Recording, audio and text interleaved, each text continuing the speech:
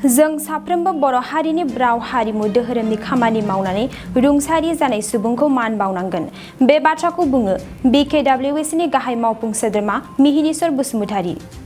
धेमाजि जिल्लानि सानजारि नोगोर सिमेन्ट सापरिनि सिङाव थानाय उल्लुसापरि गामिनि रुंसारि बिपिन बसुमतारीनि गोसोखां खाम्फाखौ बर' कछारी गाव हायुङारि खुंथायनि CM मिहिनीश्वर बसुमतारी बिथाङा बेखेवो।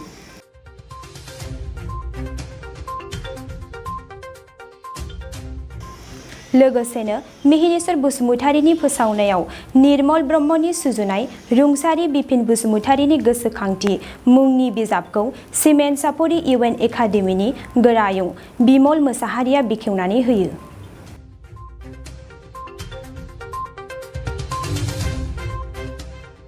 BKWCनि गाहाय मावफुं सोद्रोमा मिहिनीश्वर बसुमतारी बिथाङा दिनैनि बे हाबाफारिनि गेजेरजों बेखौनो फोरमायो दि बर' हारिनि थाखाय राव हारिमु धोरोमनि खामानि मावलांनानै रुंसारि जालांनाय बिथांमोनखौ जों मान बावनांगोन, सिबिलांबाय थानांगोन होननानै फोरमायो। जों सासेबो हारिनि खामानि मावनानै रुंसारि जानाय सुबुंखौ मान होआलासे थानो नाङा होननानैबो फोरमायो। उल्लुसापरि गामियाव जोनोम मोननाय बे फंबाइया जोंनि थाखाय बेखौनो बुंनांगोन जोङो दिनैथ' बेनिनो श्राद्ध, बे श्राद्धआव फैनानै बिनि जे मोनसे न'खराव बानायनाय खाम्फा बेखौ बेखेवनाय आंखौ खाबु होनाय बे हाबाफारियाव बाहागो लाफैदों आं। ओरैनो गोजोननायनिथ' जेबो बहाय बाथ्रा थानो सासे सुबुं बिदाय जालांनायनि बाथ्रा बेल' जोङो सानजारि नोगोरावहाय सासे मोजां गारांनि मेथाइ खनगिरि जोङो गोमाजाबाय। जों सानदोंमोन माने फंबाइनि देहाया मोजां जाफिनबायनोबा गोबाव सम बियो डायबेटिस बेरामजों नाख्रेबजाखादोंमोन आरो गेजेराव एसे मोजां जाबायमोनबाबो उनाव आरो हरखाबै देहा गाज्रि जाफिननायाव बे बिदाय जालांबाय। दा बेखौनो जों गोसोखांनांगोन जे जोंनि बर'फोरनि जे हाबाफारि जोङो दुलाराय बर' फरायसा आफादनि सेर सेर माने हाबा मावबोदों बावहाय लोगो मोनबोफानाय जादों। सासे मेथाइ खनगिरि हिसाबै बे माखासे गोबां मेथाइफोर मिथिं मावथांफ्राव बा जोंनि जथुम्माफ्राव रोजाबबोनाय जोंहा गोसोआव दङ। बाथ्राया बेल' जे जोङो गोरिब न'खराव जोनोम जानाय हिसाबै सोलोंथाइ लानायफ्राबो बा न'खर संसार जानायनिफ्राय बुंनो थाङोबा दिनैहाय न'खर संसार जाबाय, गथ' गथाय दङ, बिसि फिसा थाबाय, बिसि गालांनाय जाहैबाय। दा आद्रा थानाय जि मोनसे बिनि जों सानो आरोखि बेहाबो गोसो थालांदों माबा मोनसे, जोंहाबो गोसो थादों बिनि गोदै गारांजों आरोबाव बर' हारिनि गेजेराव माखासे मेथाइफोर जोङो खोनासंहोनायनि मिजिं दंमोन, स्पेसियेलि आंहा दंमोन। नाथाय देहायानो मोजां जायाखिसैबा आरो बिदायासो जालांबाय बा बाथ्रा हाबाव गनायनानै लानांगौ जाहैबाय। दा अब्लाबो नायनि जोङो बे फैगासिनो थानाय समाव बिनि बिसम्बियाव माबा मोनसे खालामनो हायो हाया बेथ' उननि बाथ्रा जाहैनोसै। जोंनि जारिमिन अडिअ प्रजेक्टनि गेजेरावहाय जोंहा रायज्लायखानाय गैया, जों रायज्लायनायनि गेजेरजों जों मा खालामनो हायो बेखौ जों साननांगोन। बाथ्राया बेल' जे गोसोखांनांगोन थांनाय समनि बाथ्राफोर, जेनेबा जों दुलाराय बर' फरायसा आफादनि बड'फानि सोमावसारनायनि दैदेननाय सोमावसारनायाव बाहागो लाबोनाय 1987 मायथाइनि मार्चनिफ्राय जि सोमावसारनाय जादों बेवहाय बेबो बाहागो लाबोदों। आरो उल्लुसापरि गामिनिफ्राय हारिमुआव बुंनो थाङोबा निर्मल ब्रह्मबो दङ दिनैहाय, आरो जोंहा आंनिनो लोगो दङमोन सासे रंजालु ब्रह्म, बिथाङाबो खोब मोजां माबायोमोन, नायजाबबो लिरोमोन आरो गावनो भावबो खालामोमोन।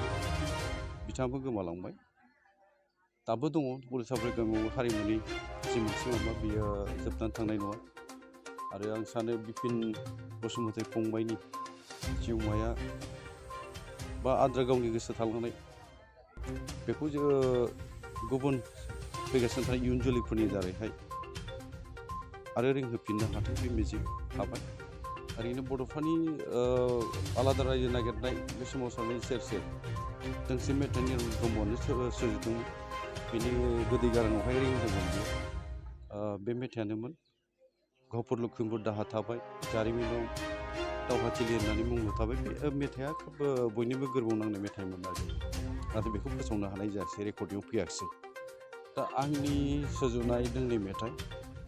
बेखौ रेकर्डिं खालामनो मोनबाय, जुगामि जानानै थासिगोन। जांख्रिथायनि लामायाव बे दोंसे आरो निजोम हरनि सिमां जोंनि मेथाइखौ बिनि गाराङावहाय रोजाबहोनो हानाय जाबाय मिजिं दङमोन गोबां रोजाब होबावनो नाथाय बे आद्रा थाबाय बे मिजिं दा आं बेखौनो बुंनो लुबैगोन जे फैगासिनो थानाय समफ्राव जोङो मोनसे इन्सपिरेसन हिसाबै बिपिनि माबाखौबो जे हारिमुनि थाखाय बियो बिहोमा होलांदों बेखौ जों बावनायनि बाथ्रा गैया हारिमु आफादनि जानानै बा हारिमु जोंनि अडिअ प्रडाक्सन जारिमिन अडिअ प्रडाक्सनाव जोङो बिनि माबाखौ लानानैहाय माबा मोनसे गोजोर बिसम्बिनि नेरसोन हिसाबै जोङो लाखिनो हायो नामा बेखौ जों नाजानांगोन दिनैनि समाव आं बारा बुंनो लुबैया जोङो नायनि मा मावनो हायो नाजानाया थागोन ओरैनो खोब दुखुथिया न'खरनिफ्राय बियो उलुसाबारि गामिनिफ्राय जोंजों बाहागो लाफाहैदोंमोन सोमावसारनाय समावबो फरायनाय समावथ' लोगो मोनदों जों फरायनायाव माने न'खरनि हालोदनि थाखाय जानो हागौ न'खरनि हालोदा मोजां नङामोन फरायनायफ्राबो लुबैनाय बायदि बा जों साननाय बायदि गोजौ थाखोसिम थांनांगौहाय सौहैनो हानाय जायाखै बे सैथो बाथ्रा दा दिनैनि समावहाय जोङो बयबो रायजो राजायाथ' दुखु मोनगोन बिनि बिदाय जानायावहाय आरो मानोना रायजो जाफुनाय समसोमोन नालाय बैसोफ्राबो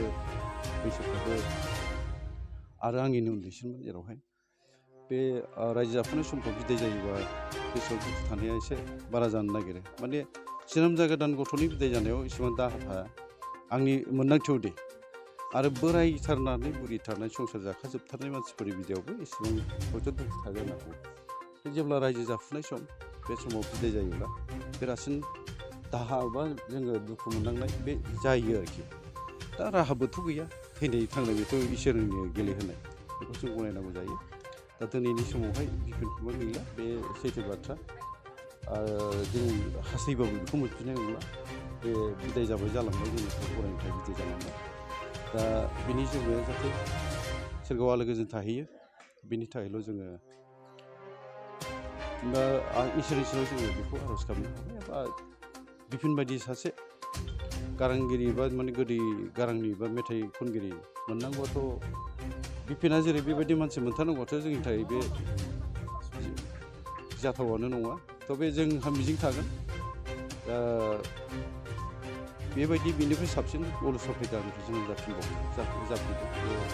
इयुनाव जों मोननो हाथों बिपिन बायदि गोदै गारांनि सुबुं बेखौ बर'नि समाजाव उलुसाबारि गामिनिफ्राय नङाबा बर'नि समाजाव बा बर' सुबुंनि गेजेराव बेबायदि गोदै गारांनि सुबुं मोननो हादों बा देंखोगिरि मोननो हादों बेखौ मिजिंथिनाय जाबाय नोंथाङा सरखारि साख्रि नागिरदोंना नोंथांनि थाखाय मोनसे गोजोनथाव खौरां नोंथांनि थाखाय दं एडुकेट पइन्ट जेराव नोंथाङा सोलोंथाइ लानायनि गेजेरजों सरखारि साख्रिनि गुबुन गुबुन रोखोमनि गोब्राब आनजादफोरखौ उथ्रिसारनो हागोन आरो गावनि आथिङाव गसंथानो हागोन बे एडुकेट पइन्टआव नोंथांमोना SSC bank PO bank clerk bank एसअ इउपिएससि एफएससि डिफेन्स रेलवे स्टेट एन्सुरेन्स एएअ एडिअ एसिस्टेन्टजों लोगोसे स्टेट लेभेल जब आरो माखासे सरखारि साख्रिनि आनजादाव गोनांथि जानाय आयदाफोराव सोलोंथाइ लानो हागोन मख'नो गोनांदि बे सोलोंसालियाव साख्रिनिल' नङा बेयाव MBA आरो सैनिक स्कुल बायदियाव एडमिशननि थाखाय एन्ट्रेन्स होनो थाखायबो सोलोंथाइ लानो हागोन बे सोलोंसालियाव गाहाम थाखो खथानि सुबिदा दं आरो सम मथे नोंथांनि सोलोंथाइखौ बे सोलोंसालियाव होनाय जागोन बेखौबो मिथिनांगोन दि बे एडुकेट पइन्टआव सोलोंथाइ लानानै बावैसो 2021-22 इं मायथाइनि एसएससि जिडिनि आनजादाव गासै 11 सा सोलोंसाफोरा उथ्रिसारनो हादों